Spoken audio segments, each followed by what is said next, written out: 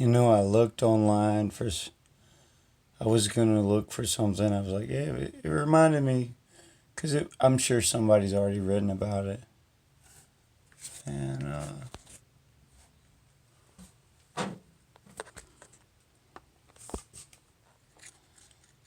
so I looked.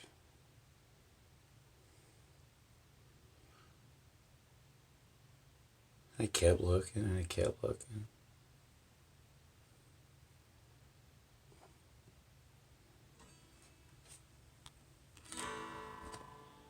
Online, that is.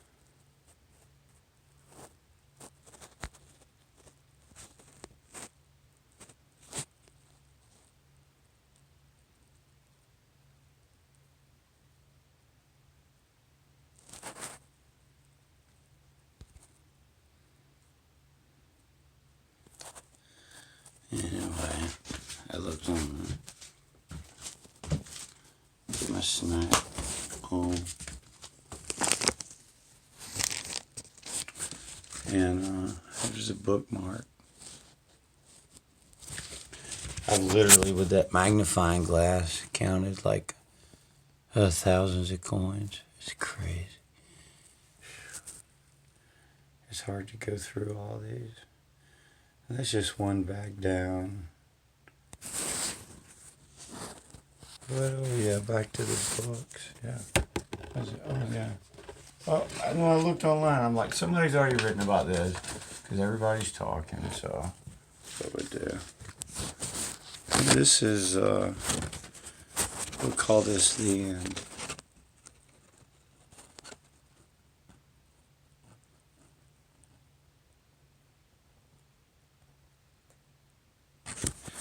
And this book is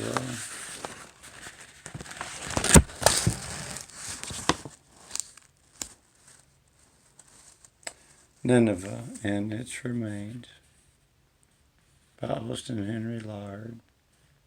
It's the account of the visit. This is a Nineveh book.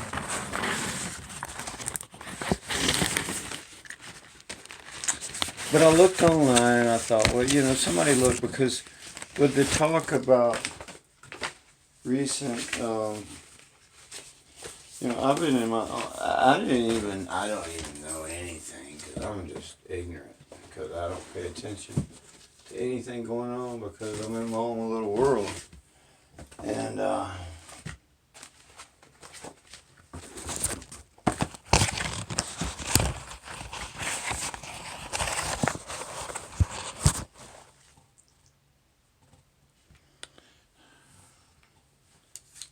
it's,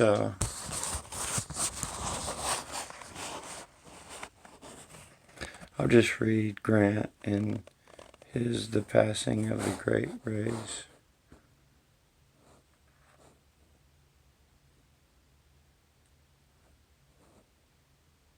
Strabo. Herodotus also makes reference to the Massagete that after Cyrus, king of Persia, had captured Babylon,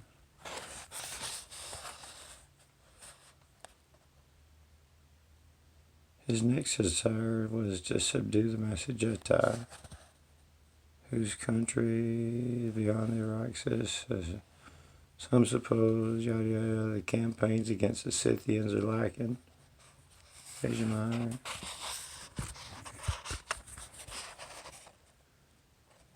Campaigns against the Scythians are lacking.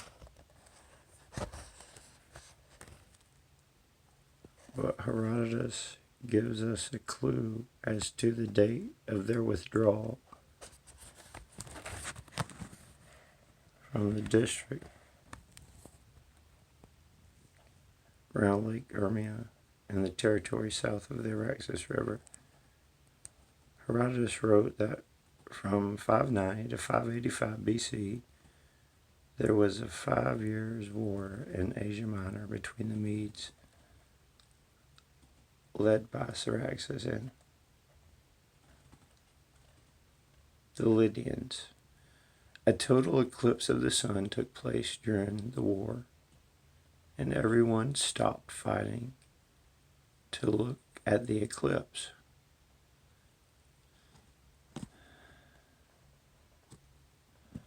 The date of this eclipse has been calculated to have taken place on May 28th, 585 BC.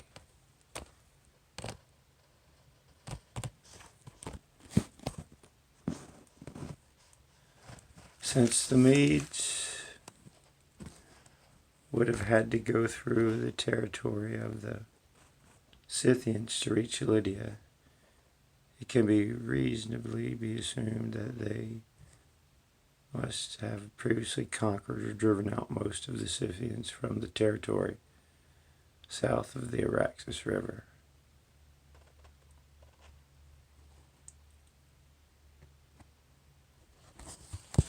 And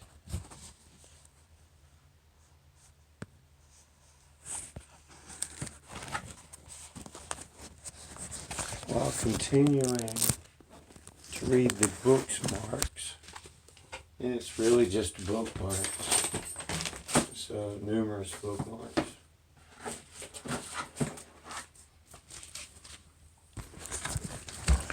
And it's funny. That's a book cover. But no, that's not what we're reading.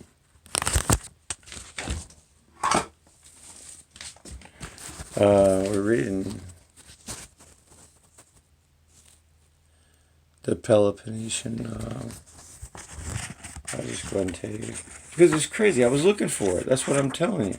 I was looking online. All right, somebody's talking about it. So everybody knows this. It's the Peloponnesian War. Thucydides. So as I was reading, I was thinking, well, we're going to do the bookmarks, and yeah. So, hope my battery don't run out. But anyway, I just do one. It really doesn't really matter. This one is just a random one, but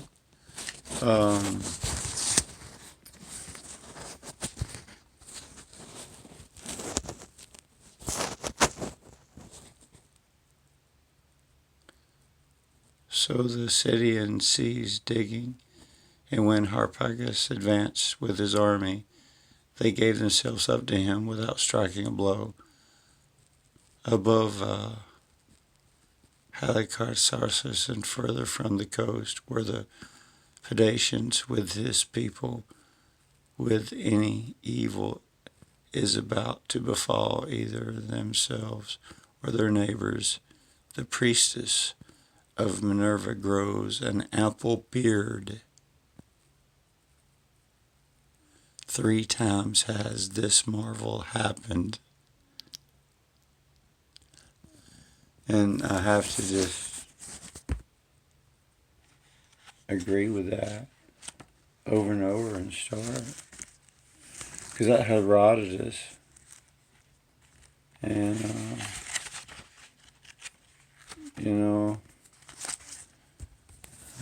I could read it again at 175. This was obviously book 1, but and further from the coast were the Pedacians. With this people, when any evil is about to befall either themselves or their neighbors, the priestess of Minerva grows an ample beard. 3 times has this marvel happened. They alone of all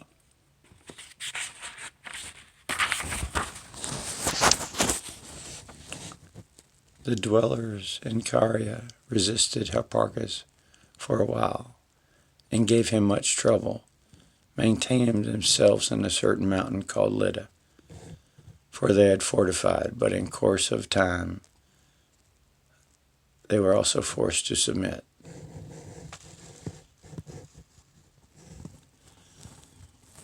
And like I said, I was looking for a a discussion about surroundings of the Peloponnesian War regarding current events and stuff. And so I thought, because it just reminded me of stuff. So I thought I would go back, well, to Felicity's portion. And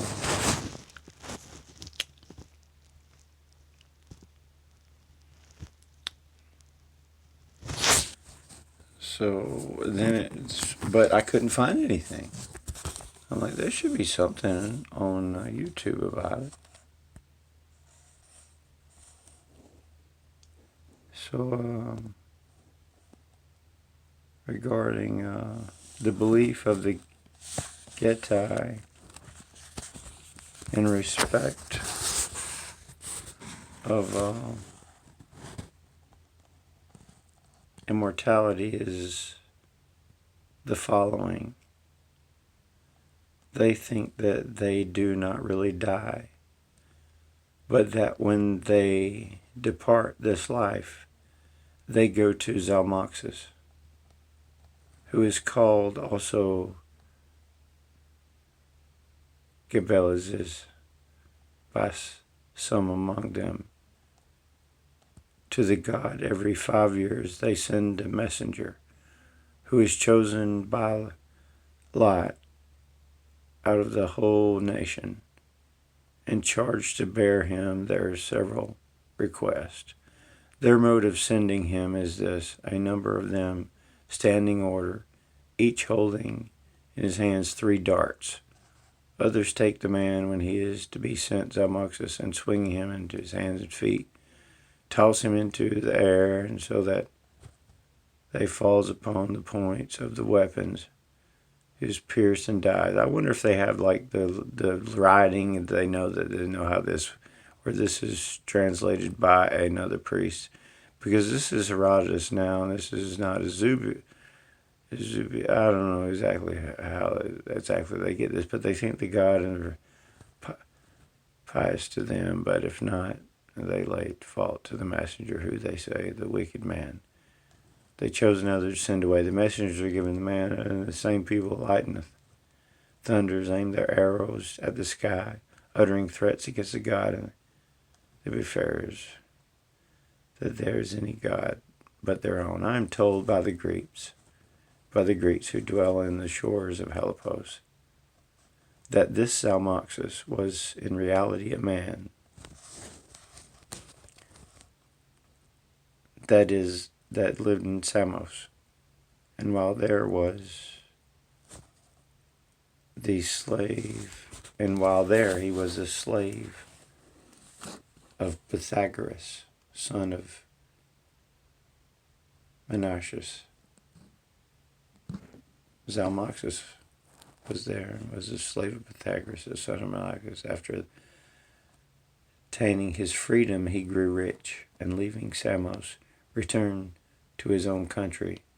The Thracians at that time lived in a wretched way, and were a poor ignorant race. Zalmoxis, therefore, who by his commerce with the Greeks, and especially with one who had by no means their most contemptible philosopher, Pythagoras to wit, was acquainted with,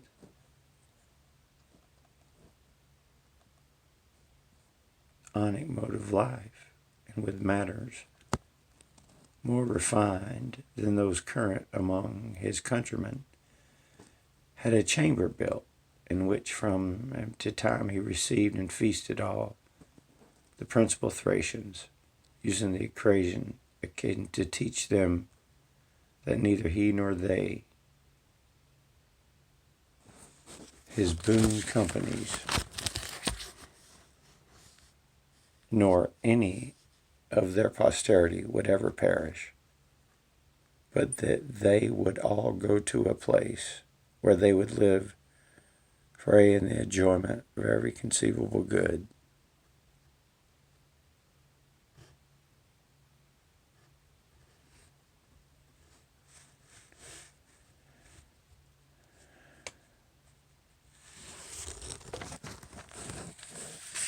This is bookmarks because I was looking for, but the reason I was looking for it was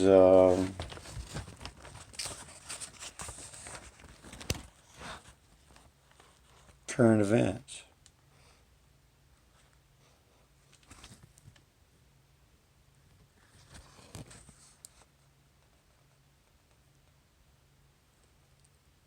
Herodotus. This is book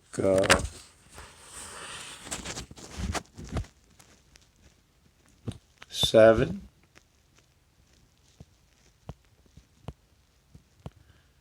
And we're at 33 with the period of Darius and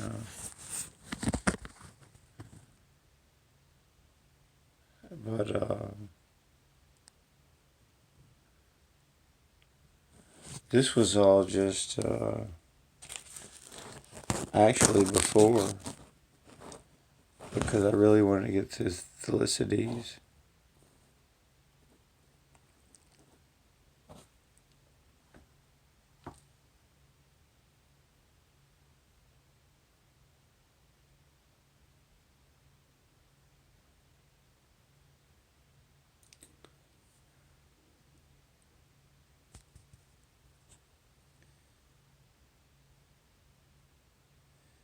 And it said that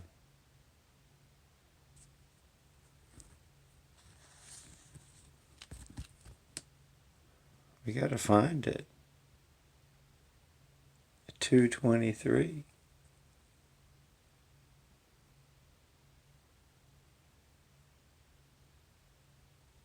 It says that, and now when all was prepared, the bridges and the works at Athos, the breakwaters at the mouth of the cutting which were made, hinder, yada, completely Xerxes, that this last was completely finished, and the length had winter to Sardis began its first approach of the spring. At that moment of departure, the sun suddenly quitted his seat in the heavens and disappeared, though there were no clouds in sight, but the sky was clear and serene. Day was thus turned into night, wherein Xerxes, who saw and remarked the prodigy, was seized with alarm, and sending at once for the magicians, inquired of them the meaning of the portent. They replied, God is foreshowing to the Greeks the destruction of the cities, for the sun foretells for them and the moon for us. So Xerxes, this instructed, proceeded on his way with the great gladness of heart. The army had begun.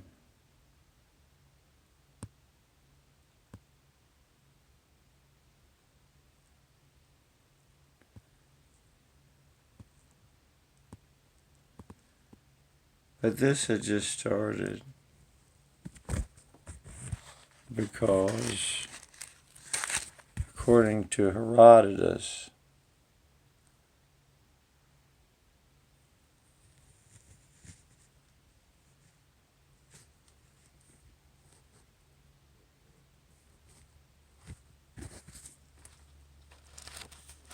that was book said. Now we're on to book. What is that? 9. If that was 7, then this is 9. Let me turn a little bit to 9. I think that's 9. And then when you get a bit further, we're talking about the Lacedaemonians, which are like the Spartans say strangers for barbarians.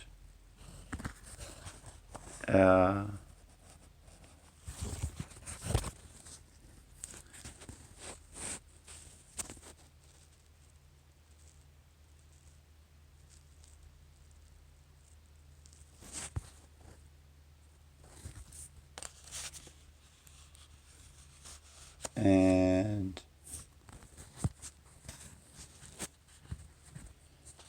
so we're at Herodotus, book 9,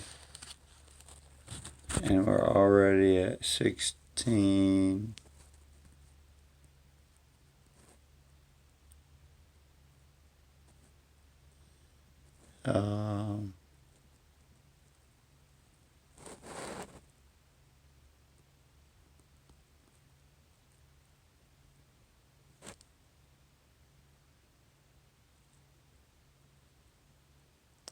And it says,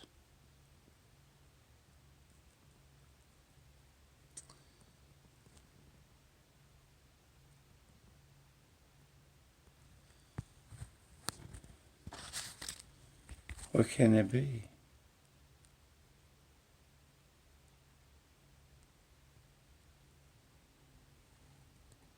The Spartans. After he had quieted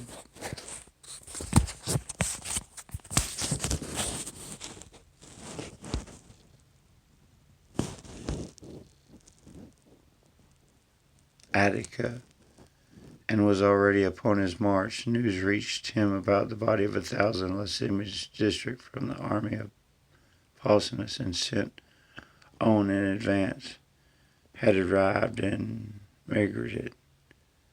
When he heard it, wishing it possible to destroy this detachment first, Mardonius considered himself how he might compass the ruins with a sudden change of march he made in Megaria, while the horse, pushing advance, entered and ravaged the furthest point, yada yada.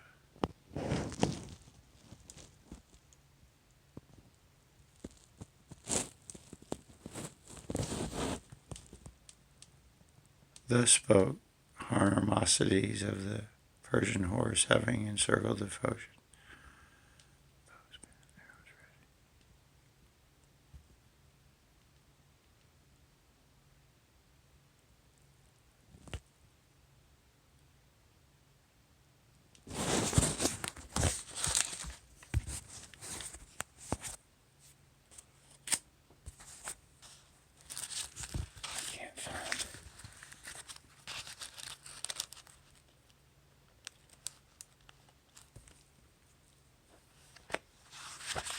If it's to be found, I'm missing it.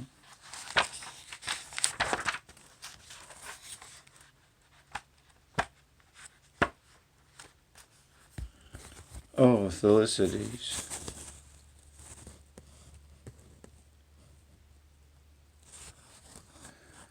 It says the same summer, at the beginning of a new lunar month, the only time, by the way, at which it appears possible, the sun was eclipsed after noon, after it had assumed the form of a crescent, and some of the stars had come out, it returned to its natural shape. And this was regarding the time of the nymphos and the lesbos during the same summer. Nymphodorus, son of Perseus, whose sister Ceres had married, had made there by the attendants to Athens. And this is, see what happened. The same summer, at the beginning of the new lunar month, the only time, by the way, at which it appears possible, the sun was eclipsed after noon, after it had assumed the form of a crescent, and some of the stars had come out. It returned to its natural shape.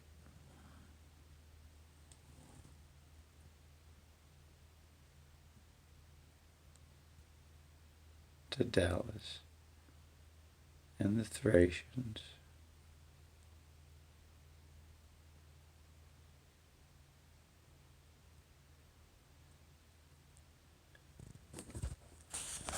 And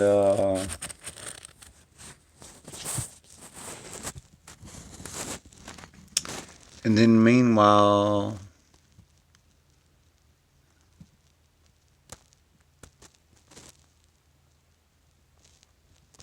the Athenians and all of them did their stuff. But the Peloponnesian War, see, that's what happened. And then it says Thucydides, book 4.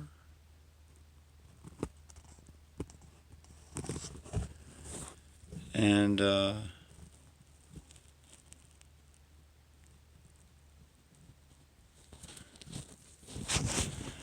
I missed some stuff earlier. I know I did, but you know what? Unless I write it down, it's just not meant to be. So,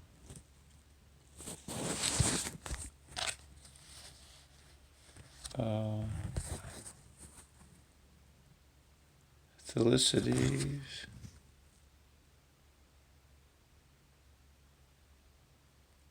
Is about the Peloponnesian War.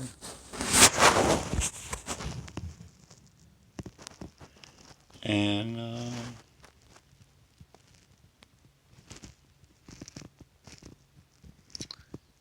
it's on about 49, 50, and it says 51. The same winter the Chinese pulled down their new wall at the command of the Athenians, who suspected them of meditating an insurrection, and after first obtaining pledges from the Athenians and security as far as was possible, they continued to treat them before. Thus the winter ended, and with it the 7th year of this war, which Thucydides is a historian. 52. In the first days of the next summer, there was an eclipse of the sun at the time of new moon, and in the early part of the same month, an earthquake. Meanwhile, the Milesian or other lesbian exiles set out for the most part from the continent with mercenaries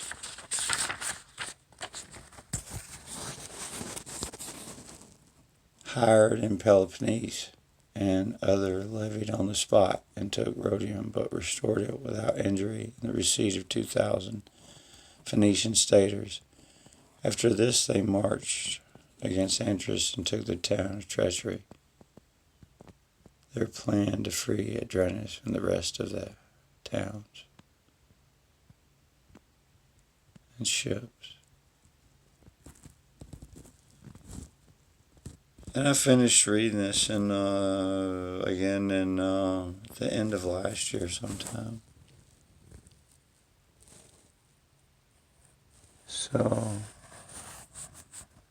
but there was some comedy. I don't remember where it was though.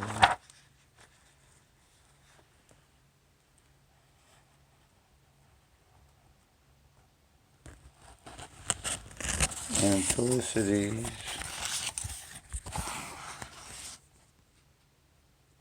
Or to book 7, I guess.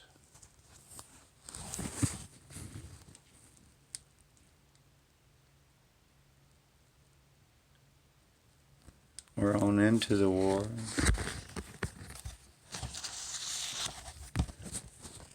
And that's chapter 23.